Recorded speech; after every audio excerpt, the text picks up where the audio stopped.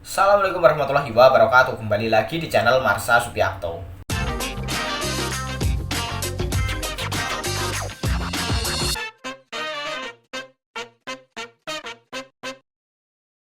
Pada kesempatan kali ini kita akan kembali membahas informasi menarik. Kali ini tentunya kembali terkait dengan P3K atau pegawai pemerintah dengan perjanjian kerja. Dan tentunya ada kaitannya dengan P3K tenaga kesehatan. Jadi kali ini kita akan bahas berkaitan dengan orientasi P3K.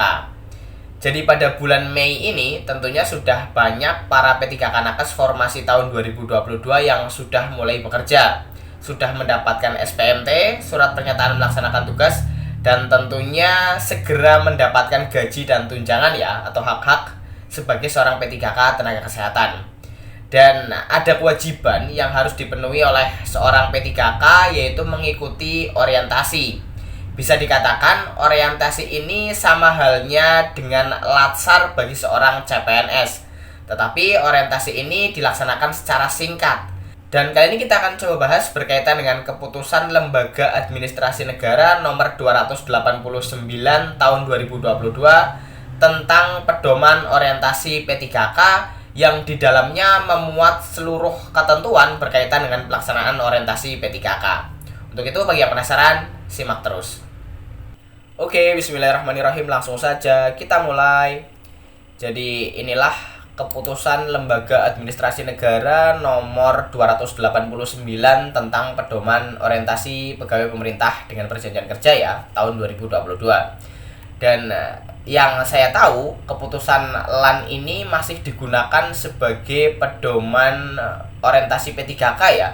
Artinya belum ada keputusan LAN terbaru. Tetapi jika teman-teman ada yang mengetahui bahwa ada keputusan LAN terbaru berkaitan dengan pedoman orientasi P3K, teman-teman bisa tinggalkan di kolom komentar ya. Dan kali ini kita akan coba bahas, kita akan coba bacakan beberapa hal penting yang ada pada keplan ini ya.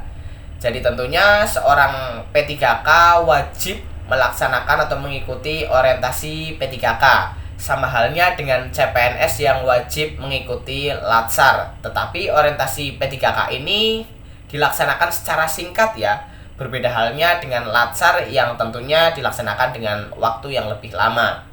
Kita coba lihat dari mulai latar belakang ya.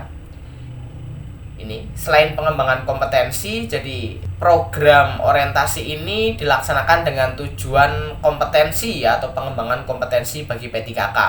Perlu dilakukan pengenalan dan penyediaan informasi mengenai nilai-nilai aparatur sipil negara diberikan sejak awal penerimaan P3K dalam bentuk orientasi. Orientasi wajib diikuti oleh semua pegawai pemerintah dengan perjanjian kerja yang baru diangkat dan bertujuan untuk memperkenalkan nilai-nilai, tugas, dan fungsi aparatur sipil negara kepada pegawai pemerintah dengan perjanjian kerja.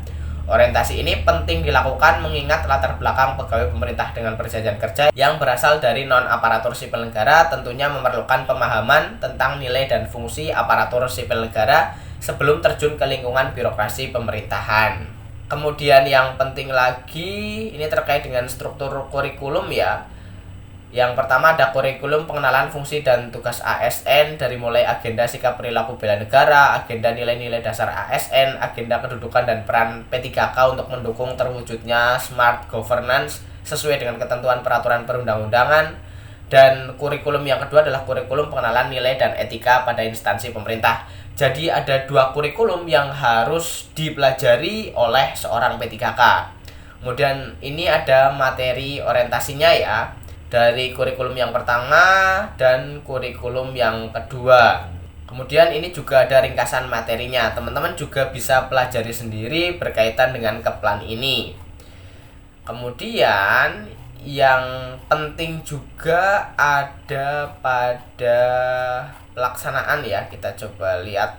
Nah, ini juga penting, struktur materi. Jadi satu, kurikulum pengenalan fungsi dan tugas ASN. Struktur materi orientasi dilaksanakan selama 45 JP yang dilaksanakan melalui pembelajaran mandiri melalui Massive Open Online Course atau MOOC. Sebaran materi dan jumlah JP secara terperinci adalah sebagai berikut. Jadi untuk kurikulum pengenalan fungsi dan tugas ASN itu ada 45 jam pelajaran. Ini rinciannya, teman-teman bisa lihat sendiri. Kemudian untuk kurikulum kedua, kurikulum pengenalan nilai dan etika pada instansi pemerintah, ini struktur materi orientasi dilaksanakan minimal selama 16 JP yang dapat dilaksanakan melalui jalur klasikal dan atau non-klasikal.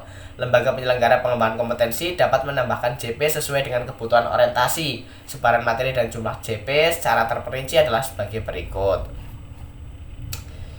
Kemudian terkait dengan pelaksanaan, ini ya, pelaksanaan kurikulum pengenalan fungsi dan tugas ASN dilaksanakan dengan ketentuan sebagai berikut. Dilaksanakan melalui pembelajaran mandiri menggunakan MOOC selama 45 JP atau setara dengan 15 hari kerja, bertempat di tempat kedudukan peserta, hanya dilaksanakan 1 kali selama menjabat sebagai P3K. Jadwal pembelajaran pengenalan fungsi dan tugas ASN secara terperinci adalah sebagai berikut. Jadi untuk kurikulum pertama ini dilaksanakan selama 15 hari kerja. Jadi selama 2 minggu lebih dikit ya, dan hanya dilaksanakan 1 kali selama menjabat sebagai P3K. Jadi jika teman-teman kontraknya diperpanjang, maka tidak usah mengikuti orientasi lagi, karena hanya cukup 1 kali di saat penerimaan awal teman-teman sebagai P3K. Kemudian terkait dengan kurikulum kedua bisa ditentukan sendiri oleh instansi, saya rasa ya. Jadi minimal adalah 15 hari kerja atau 45 JP ditambah 16 JP tadi ya.